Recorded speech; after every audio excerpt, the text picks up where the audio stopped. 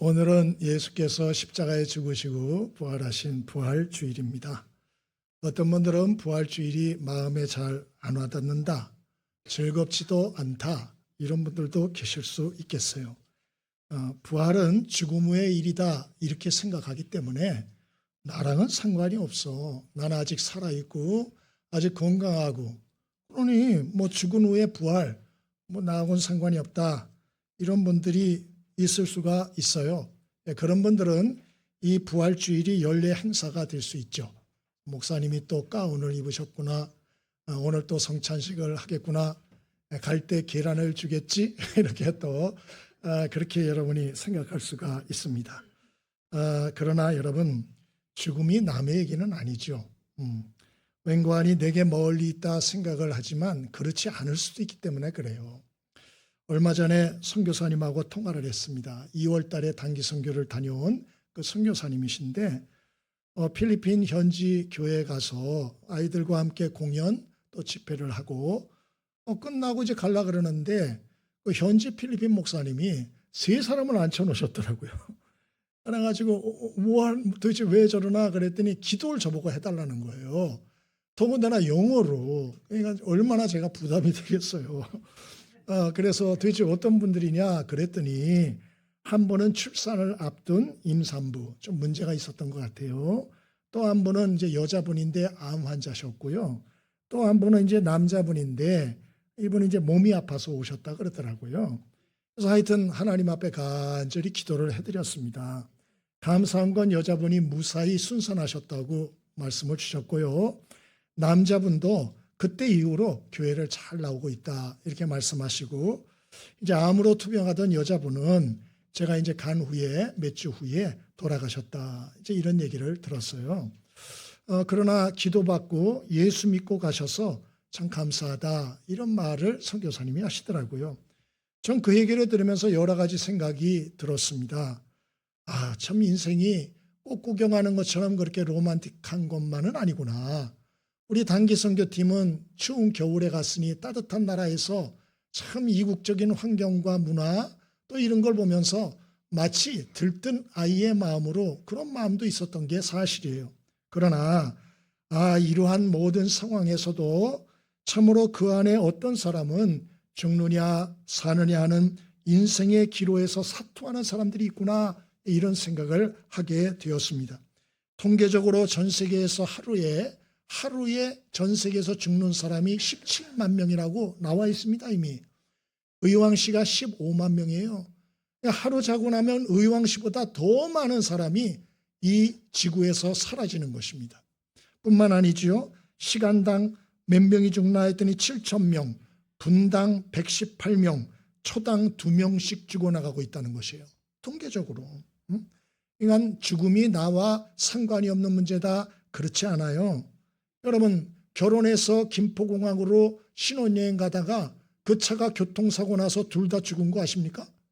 여러분, 인생을 누가 장담을 해요? 내일 일을 내가 어떻게 한단 말입니까?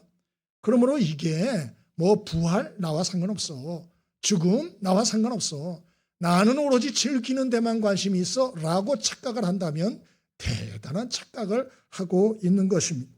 이 죽음은 내 문제도 될 수 있고 내 사랑하는 가족이나 지인이 될 수 있다는 걸 우리 항상 기억할 필요가 있는 것입니다. 오늘은 부활주일입니다. 죽음과 부활에 대한 이러한 여러분이 막연한 생각을 이제는 좀 내려놓고 죽음과 부활에 대한 확고한 생각들을 이제는 좀 잘 정리들 하셔서 죽음이 두렵지 않고 그리고 담대한 믿음의 사람으로 거듭나는 축복이 있게 되길 바랍니다. 오늘 본문 고린도전서 15장에 보면 사도 바울 선생님이 예수님의 부활을 믿지 않는 고린도의 일부 교인들에게 예수님의 부활의 사건의 역사성에 대해서 또 부활의 이 모든 유익에 대해서 길게 설명을 합니다. 이 15장이 얼마나 긴지 몰라요. 굉장히 길게 설명을 하죠. 그래서 저는 오늘 너무 길기 때문에 신약 성경 전체를 참고하고 정리를 해서 오늘 이야기해 보려고 합니다. 첫 번째입니다. 부활의 증거 3가지에 대해서 말씀해 드리고 싶습니다. 많은 사람들은 부활, 그거 뭐 교회에서나 떠드는 얘기지. 허무맹랑한 얘기야. 그렇게 생각들 하지 않습니까? 저는 그런 분들을 생각을 안 하고 게으른 사람이라고 생각을 해요. 아니 어쩜 그렇게 아무 생각 없이 교회에서 부활을 그래 허무맹랑한 소리를 하는데 기독교가 2000년을 이어온다고 착각을 할 수 있는지 정말 안타깝기 그지가 없습니다. 여러분, 예수님의 십자가와 이 부활의 사건은 오늘 사도 바울이 이건 허구가 아니고 증거들이 있다 하면서 여러 가지 증거들을 오늘 얘기하고 있잖아요.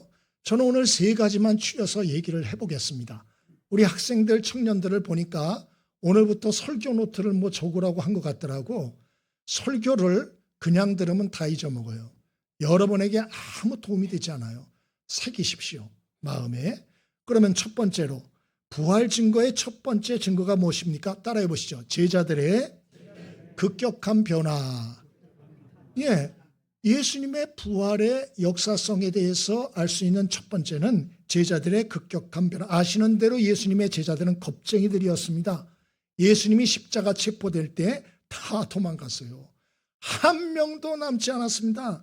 그리고 예수님이 3일 후에 부활할 것을 이미 수없이 예고하셨지만 당일날 무덤에 와서 지키고 있던 제자들은 단 한 명도 없었어요. 이 말은 제자들은 예수님의 부활을 전혀 믿지 않았다는 것이죠. 전혀. 그러나 그러던 제자들이 나중에 완전히 바뀌어서 예수님의 십자가와 부활을 증거하다가 12명 중에 11명이 순교하여 죽었습니다. 이해가 됩니까? 여러분, 사람이 잘 변화되나요? 안 되나요? 정답은 안 돼요. 아주 징그러울 정도예요. 저 자신부터도 보면 안 변해, 안 변해. 어쩜 그렇게 안 변할 수 있는지. 10년, 20년이 가도 안 변해요. 사람은 잘 변하지 않아요. 그런데 예수님의 제자들은 여러분, 요 앞전 며칠까지만 해도 예수님 체포될 때 다 도망가고 부인하던 자들이에요. 그런데 며칠 만에 변화해서 이들이 예수님이 십자가에 죽으시고 부활하셨다 증거를 하다가 순교를 11명이 했다니까요. 이거 어떻게 설명을 해야 됩니까? 여러분, 실제로 부활하신 예수님을 목격했다는 이야기 외에는 다른 설명을 할 수가 없습니다. 둘째입니다. 예수님이 부활하셨다는 증거가 무엇인가? 따라해 보시죠. 예루살렘 교회의 존재. 예루살렘 교회의 존재 자체가 예수님이 부활하셨다는 증거이다. 예수님의 제자들은 대부분 갈릴리 출신이었습니다. 고향이 갈릴리였어요. 또 예수님도 공생애를 대부분 갈릴리 지역에서 하셨습니다. 그런데 스승 되신 예수님께서 십자가에 예루살렘에서 처형되셨어요. 그리고 예루살렘에는 아직도 스승 예수님을 잡아 죽인 원수들과 적대적인 사람들로 득실득실하고 있었어요. 그러므로 당연히 이 제자들은 후일을 도모하기 위하여 예루살렘을 떠나 변방에 숨을 곳이 많은 갈릴리로 가는 것이 마땅했습니다. 그런데 잠시 떠났던 제자들이 며칠 되지 않아서 다 예루살렘으로 돌아왔어요. 그리고는 날마다 예수님의 부활을 증거하며 살았습니다. 만일 예수님이 부활하지 않았는데 거짓말로 이런 행동을 했다? 이거 자살 행위죠. 왜요? 유대의 권력자들, 그들이 이미 예루살렘에 아직도 있었어요. 예수님을 잡아 죽인 사람들이 예루살렘에 아직 있었다니까요. 그들이 무덤을 열고 봐라, 예수의 뼈다, 예수의 시신이다 공개하면 끝이에요. 끝.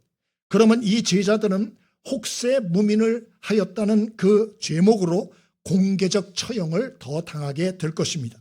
그런데 이상하게도 유대의 종교 권력자들은 그렇게 못했어요. 왜 못했을까? 그들에게 정보원이 없어서인가? 군사력이 없어서인가? 아니에요. 예수님까지도 죽였다니까요, 죄 없는 분을. 그러므로 그 제자들 잡아 죽이는 것은 일도 아닌 것입니다. 그들이 이렇게 못했던 이유는 예수님의 시신을 정말로 못 찾은 것입니다. 그러므로 예수님의 부활의 소식이 불길같이 퍼져나가게 된 것입니다. 그러므로 예수님을 이 처형한 가장 위험한 곳 예루살렘에 예루살렘 교회가 세워지게 되었고 그곳에서 기독교가 시작되었으며 그 누구도 이것을 막지 못했다. 이거 어떻게 설명을 하죠? 이거 어떻게 설명을 해야 됩니까? 예수님이 진짜로 부활하셨다라는 이유 외에는 이걸 설명할 길이 없어요. 마지막 세 번째, 예수님이 부활했다는 증거. 벌써 관심이 없어서 다 잊어버린 분 계시죠? 첫 번째 뭐라 그랬죠? 제자들의 급격한 변화. 두 번째 뭐라 그랬죠? 예루살렘 교회의 존재 그랬어요. 세 번째로는 사복음서의 존재입니다. 사복음서의 존재. 사복음서는 뭐냐? 마태, 마가, 누가, 요한복음이죠. 마태복음 마태가 썼어요. 세리 출신으로 예수님의 직접적인 제자였어요. 마가는 베드로의 동역자였습니다. 누가는 바울의 제자로 의사였습니다. 요한은 예수님의 가장 사랑받던 제자였습니다. 이분들은 예수님을 직접 본 사람이거나 아니면 예수님을 직접 본 사람 곁에 있던 사람들이에요. 그런데 이분들이 예수님이 돌아가신 30년, 35년 되었을 때 예수님을 목격한 이야기 또는 그 예수님을 목격한 사람들에게서 들은 이야기를 다 기록한 겁니다. 누가복음 1장 1절로 2절에 누가가 기록하기를 예수님에 대한 이야기를 기록하려고 이러한 펜을 든 사람이 많다. 그렇게 돼 있어요. 여러분, 당시의 로마 황제가 클라디우스였습니다. 이 클라디우스, 그런데 이 황제에 대한 역사를 기록한 사람이 있나? 없어요. 딱 두 사람이 있습니다. 역사가 타키투스하고 또 수에토니우스하고 두 사람밖에 없는데 이 사람들도 바로 이 클라디우스가 죽은 후 60년 후에 여러 다른 로마의 황제를 기록할 때 같이 기록을 했을 뿐이에요. 여러분, 아무 직함도 없고 가난한 랍비요, 그것도 십자가에서 33세에 처형된 유대의 청년에 대한 이야기를 그렇게 많은 사람들이 기록하려고 여러분 펜을 들었다는 얘기예요. 이거 이해가 됩니까? 안 된다고 말씀해 주세요. 이해가 안 되는 거예요. 예? 예를 들어서 제가 죽은 후에 저에 대한 책을 누가 쓸라 그럴까요? 안 그럴까요? 웃잖아요 지금. 웃기는 얘기예요. 누가 쓰겠어요 누가. 그리고 일단 썼다 한들 읽으시겠어요? 그걸 왜 읽습니까 그거를. 웃기는 얘기죠. 응? 여러분, 당시에는 2000년 전에는 책 쓰는 게 쉽지 않은 때였어요. 컴퓨터도 없고 종이도 귀하고 검색기도 없고 AI도 없었어요. 그런데 마태, 마가, 누가, 요한 각기 다른 사람들이에요. 똑같은 사람들 아닙니다. 동굴의 제자들이 아니었어요. 그런데 이들이 동일하게 예수 그 한 분에 대한 이야기를 똑같이 쓰려고 했고 써서 기록으로 남겼다는 거예요. 왜일까요? 왜? 예수님이 남긴 말 때문일까요? 아니에요. 고대 사회에는 지혜의 말을 예수님보다 더 많이 남긴 사람 더 많습니다. 그러면 예수님이 십자가에 죽어서일까요? 아니에요. 그 이전에도 십자가에서 나는 메시아라고 외치고 죽은 사람이 있었어요. 응? 그러므로 그것 때문만은 아니에요. 그러면 여기서 우리가 결론을 짓는 것은 예수님의 부활 외에는 이러한 일에 대한 이유를 전혀 찾을 수가 없다.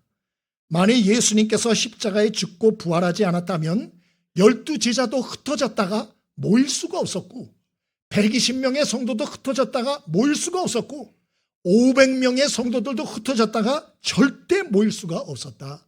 기독교 자체가 생길 수가 없었다. 신약 성경도 도무지 만들어질 수가 없었다라고 하는 것이에요. 예수님의 부활이 모든 것을 바꾼 것입니다. 예수님의 부활을 목격한 사람들이 책을 쓰기 시작했고 사복음서를 남긴 것입니다.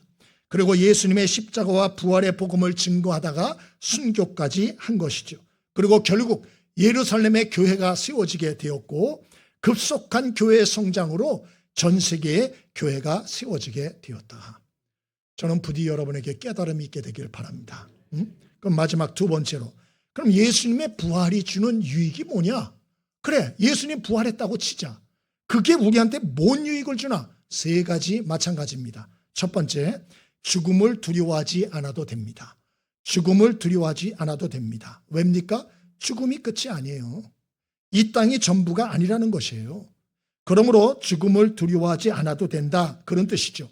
초대 예루살렘 교회 스데반 집사가 있었습니다. 복음을 증거하다 돌에 맞아 죽었습니다. 그때 그의 얼굴이 천사처럼 빛이 났다 했고 돌로 치는 자들을 향하여 용서하고 중보의 기도를 남기고 순교했다고 성경은 정확히 기록합니다. 어떻게 사람이 이럴 수 있었을까? 정말 죽은 후에 부활이 있다는 것을 믿은 거예요. 믿은 거. 그리고 천국이 있다는 걸 진짜로 믿은 것입니다. 그러므로 돌에 맞아 피투성이가 되어 죽어가면서도 담대할 수가 있었던 것이죠. 많은 분들이 교회를 다니면서도 진짜 부활이 있을까? 죽은 다음에 다시 살아날 수 있을까? 천국이 진짜 있을까? 이런 의심하는 분들이 꽤 많습니다. 그러면 그런 분들에게 좀 저는 가슴에 손을 얹고 생각을 해보시라고 부탁을 드리고 싶어요. 제가 아까 말씀드렸죠? 이런 의심이 많은 분들은 제가 볼 때 생각이 게으른 분들이라고. 생각을 가볍게 하는 사람이에요. 생각이 가벼운 사람들, 이런 사람들이 문제가 많아요. 똑똑한 체 하는데 생각이 안 깊어요. 한번 생각을 해보세요. 여러분, 봄이 오고 꽃이 피는 거를 생각해 보십시오. 우리가 봄을 만듭니까? 우리가 꽃을 만들었어요? 그러면 누가 봄이 오게 합니까? 누가 꽃이 피게 합니까? 하나님이 하시는 거잖아요. 그러면 반대로 또 물어봅니다. 천국은 누가 만든 겁니까? 부활은 누가 시키는 겁니까? 우리가 하는 거예요? 아니죠. 성경은 천국도 하나님이 예비했다 그랬어요. 사람 부활시키는 것도 하나님의 일이라는 거예요. 그러니까 내 생각 가지고 이해가 안 되는 것이죠. 저는 봄꽃을 보면서 이야, 신기하다. 이건 정말 미스테리하다. 어떻게 이럴 수 있지? 나이가 들었나 봐요. 옛날에 그런 생각을 별로 안 했는데 요즘은 꽃을 보면서 신기하다. 신기하다. 이런 생각이 드는 것입니다. 여러분, 우리가 죽은 후에 부활도 하나님이 이루실 것이라고 약속했고 천국도 하나님이 전적으로 이루시는 나라라고 약속하고 있습니다. 그래서 베드로전서 1장 3절에 사도 베드로는 고난을 당하는 성도들에게 우리는 산 소망을 가진 사람들입니다. 그렇게 말을 해요. 세상 소망은 죽는 순간에 물거품이 되죠. 와, 돈을 많이 벌어야겠다. 그래가지고 갑부가 됐습니다. 좋아요. 죽었어. 그럼 그게 뭔 소용이 있어요? 와, 나 공부를 열심히 해가지고 서울대 수석해야겠다. 됐어요. 그 다음날 죽었어요. 뭔 소용이 있어요? 예? 아, 난 좋은 직장에 들어가야겠다. 들어갔어요. 합격했어요. 다음날 죽었다니까요. 세상 소망은 죽음으로 끝이에요. 거품과 같은 것이에요. 그래서 사도 베드로가 무엇이라고 말을 하고 있습니까? 우리의 소망은 죽은 소망이 아니요 산 소망이다. 우리는 가진 천국 소망과 부활의 소망은 죽음에도 무너지지 않는 진정한 소망이요 영원한 소망이요 참 소망이다. 이 소망으로 인하여 기뻐하라. 그렇게 말하고 있어요. 그러므로 여러분, 저와 여러분이 죽음을 두려워하지 않게 되길 바랍니다. 예수님이 부활하셨기 때문에 그래요. 두 번째로, 예수님의 부활이 주는 유익이 무엇입니까? 그것은 예수님이 진정한 구원자라는 걸 믿을 수 있습니다. 예수님이 진정한 구원자라는 것을 믿을 수 있게 되었어요. 예수님은 요한복음 14장 6절에 내가 곧 길이요 진리요 생명이니 나로 말미암지 않고 아버지께 올 자가 없다. 그렇게 말씀하지 않았습니까? 그러나 십자가에 죽고 끝났다? 말뿐이죠. 그거 어떻게 믿어요? 나도 그럴 수 있겠어요. 십자가에서 내가 메시아다. 날 믿어라. 내가 곧 길이다 진리다 생명이다. 죽었어요. 끝이야. 아무것도 아니죠. 그러나 예수님은 십자가에 죽고 부활하셨습니다. 그러므로 예수님 외에는 하나님께로 가는 길과 방법이 없어요. 그러므로 저와 여러분이 오늘 이 예수님의 부활을 통하여 예수님만이 길이고 예수님만이 하나님께로 갈 수 있는 유일한 구원자라는 사실을 확신하고 또 확신하고 또 확신하는 은혜가 있게 되길 바랍니다. 그런 종교 지도자가 있으면 데려와 보세요. 그럼 저도 믿겠어요. 없어요. 이재철 목사님이라고 이분이 그런 얘기를 하시더라고요. 76세 된 여성분하고 신앙 상담을 했대요. 76세 된 이 부인이 종교를 가지려고 그러는데 어떤 종교를 가지면 좋겠냐. 그래가지고 아는 지인한테 부탁을 해서 이 목사님하고 친구가 되니까 전화통화를 한 거예요. 전화를 하면서 어떻게 전화를 하셨습니까? 그랬더니 목사님이시죠?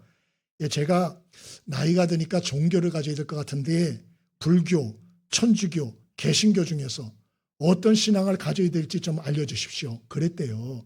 이재철 목사님 굉장히 지성적이고 좀 독립적이고 독특한 분이에요. 그래서 아마 이분한테 부탁을 했던 것 같아요. 그래서 목사님이 설명을 해줬대요. 불교는 스스로 깨달아 열반에 이르는 종교입니다. 전문적으로 자력 종교라고 합니다. 누구든지 간에 스스로 도를 깨우치고 깨달아야 열반의 세계에 이를 수가 있다는 이야기입니다.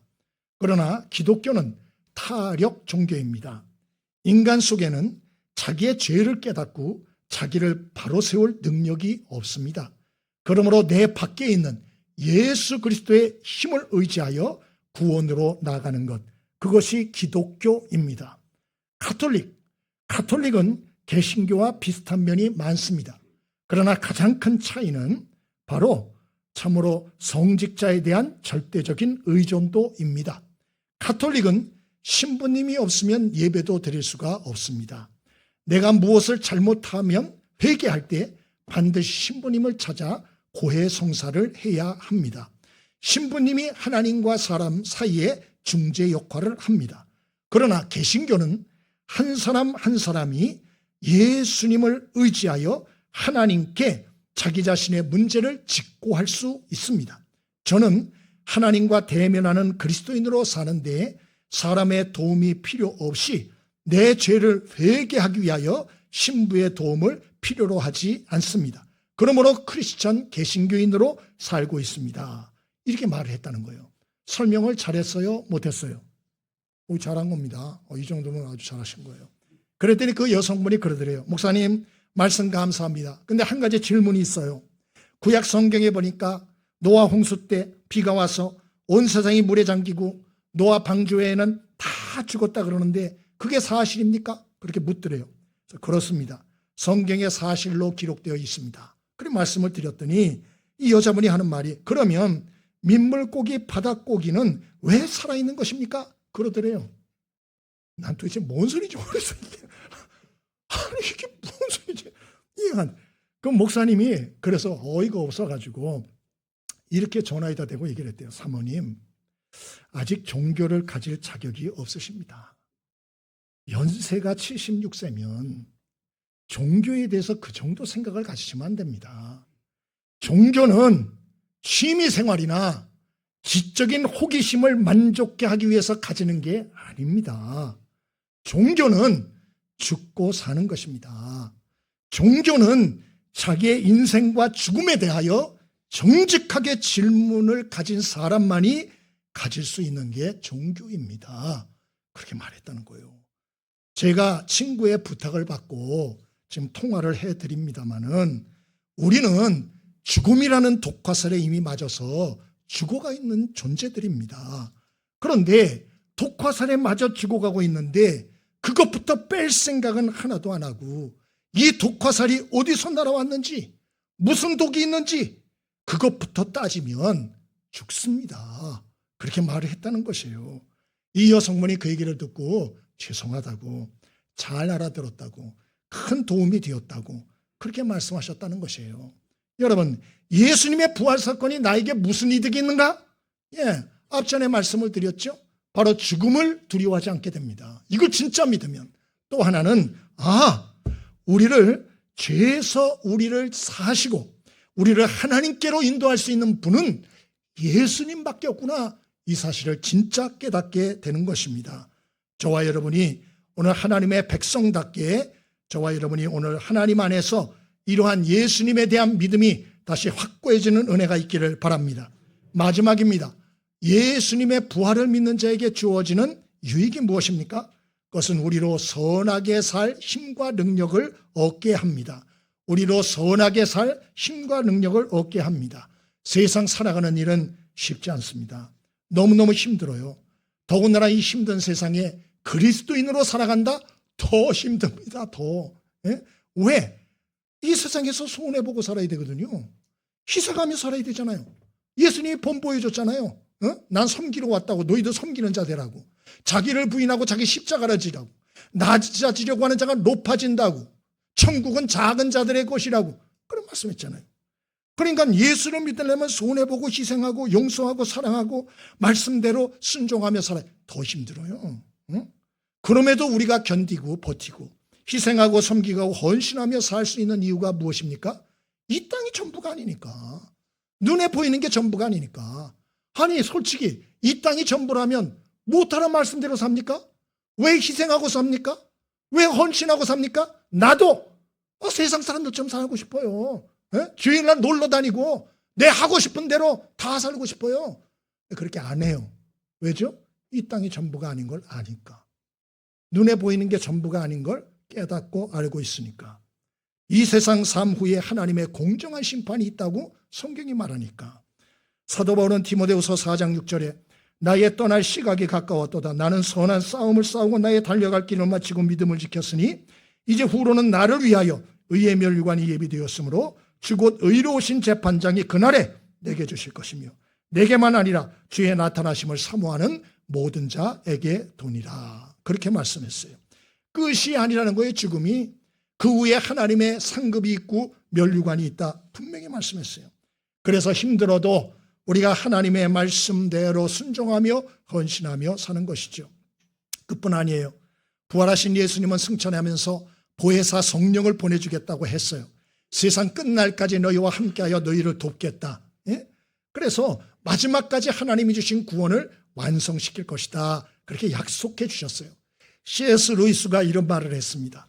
순전한 기독교에서 예수님의 부활은 한 번 일어난 사건이 아니다. 지금도 매일 일어나야 할 사건이다. 그랬어요.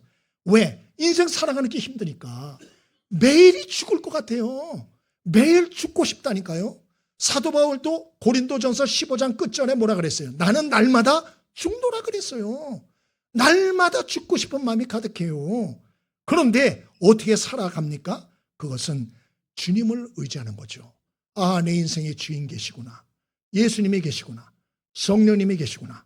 그리고 그분의 보혈로 내 마음을 덮어달라고 기도하고 그리고 그분의 인도하심을 구하고 그분이 역사하셔서 나를 붙드시고 새롭게 해주시기를 기도할 때 성령께서 우리를 다스려 주시는 것입니다. 그 힘으로 살아가는 것이에요. 우리 김태훈, 김희연이라고 선교사님 계세요. 이디오피아의 의료 선교사입니다. 김태훈 선교사는 서울대 의대를 졸업하고 전공의 수련 과정을 마쳤는데 전공의를 2개 딴 분이에요. 이게 굉장히 어려운 일이라 그러더라고요.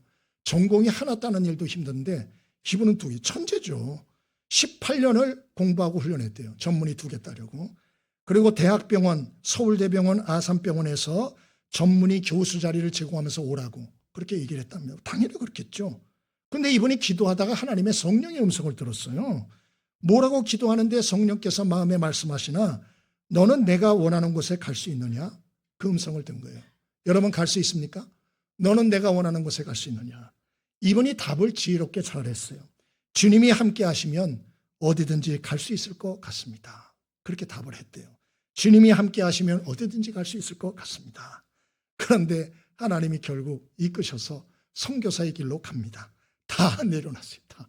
다 내려놓고 신학교 가서 선교사로 파송되고 이디오피아 의료 선교사로 자비량으로 떠납니다. 그런데 웬일입니까? 1년 만에 파킨슨 병이 걸립니다. 그래가지고 한국에 들어왔어요. 동료 서울대 병원한테 얘기를 정밀 검사를 했더니 파킨슨이 나온 거예요. 이렇게 똑똑한 분이. 예? 이분이 외과 의사였는데 여러분 파킨슨이 오면 어떻게 수술을 합니까? 손이 떨리는데. 예? 그래서 이분이 한국에 그냥 있어야 되나 다시 이디오피아를 가야 되나 하나님 앞에 기도했어요. 그때 소나기가 오더랍니다. 그래서 나무 밑에 피하고 있는데 하나님이 그때 말씀을 하시더래요. 소나기가 온다고 집을 안 가냐? 그런 말씀을 주시더래요. 똑똑한 사람은 깨달음이 굉장히 빠릅니다. 아하, 지금 이 어려움이 있지만 이디오피아로 가란 얘기구나. 그리고 순종함으로 다 정리하고 이디오피아로 가셨어요. 지금 9년째 사역하고 계십니다. 9년째. 이분이 이런 얘기를 책에다 써놨더라고요. 신앙생활은 수영할 때 물에 몸을 맡기듯이 하나님께 내 영혼과 온 삶을 맡기는 것입니다. 그때 하나님의 인도를 받는 경험을 할 때 그 삶이야말로 짜릿합니다. 그렇게 얘기를 했어요. 그리고 주변에서 욕한대요. 18년을 세상에 공부를 해가지고 다 쓰레기통에다 던진 놈이라고 이렇게 선배 교수들이 욕을 한답니다. 왜 그렇게 유별나게 믿냐고. 너도 서울대 나왔으니까, 더군다나 공부 잘하고 전문의가 2개나 있으니까 교수 자리 꿰차고 후배들 양육하면서 전도하면 안 되냐고, 왜 네가 직접 가야 되냐고, 왜 이렇게 유별을 떠냐고 그렇게 공격을 당했답니다. 그런데 이분이 그 책에다 이렇게 써놨어요. 하나님은 유별나게 믿는 것을 좋아하시는 것 같다. 전 재산 향유를 부은 여인을 칭찬하셨고, 부자 청년이 따르려고 했을 때 네 소유를 다 팔아 가난한 자들을 주고 따르라고 하셨다. 하나님은 이렇게 극단적인 사람을 기뻐하시는 것 같다. 그러면 왜 하나님은 이렇게 극단적인 사람을 기뻐할까? 그것은 하나님은 우리의 전부를 받기에 합당한 분이기 때문인 것 같다. 그랬어요. 우리는 하나님을 위해서 시간 좀 손해보는 것만 가지고도 내가 손해본다고 시간을 손해본다고 뭐라 손해본다고 정말 하나님이 보실 때 얼마나 한심하겠어요. 하나님이 그 정도 가치밖에 안 되는 분입니까? 그래서 이분이 나중에 그런 얘기를 책의 마지막에 쓰셨어요. 나는 내 가는 길을 누군가 따라올 수 있도록 의미 있는 발자취를 남기고 싶을 뿐이다. 인생은 어딜 가느냐가 중요한 것이 아니고 누구와 동행하느냐가 중요하다. 그랬어요. 여러분 지금 살고 계시죠? 여러분 후배들한테 내 삶을 따라와 자신 있게 말할 수 있습니까? 나처럼 살아 이럴 자신 있어요? 그렇게 살아. 그렇게. 오늘 이런 얘기를 아무리 들어도 반응을 안 하면 아무 소용이 없어요. 우리가 하나님의 말씀에 반응하고 순종하여 움직일 때 하나님의 역사가 나타나고 주님의 영광이 드러나고 주의 음성이 들리며 주의 함께 하시는 손길이 경험되어질 줄 믿습니다. 여러분은 지금 무엇에 반응하며 도대체 살고 있습니까? 하나님의 말씀에 정말 반응하며 살고 있습니까? 아니면 인터넷이나 세상 소리나 자기 속에 있는 더럽고 이기적인 욕망에 따라서 여러분 반응하며 살고 있습니까? 부활주일입니다. 부탁해요. 스스로를 좀 점검하세요. 내가 바르게 진짜 살고 있는 것인지. 그리고 하나님의 말씀에 민감하게 반응하심으로 우리 주님이 약속하신 부활의 능력을 머리가 아니고 삶으로 체험하며 경험하는 축복이 있게 되길 바랍니다.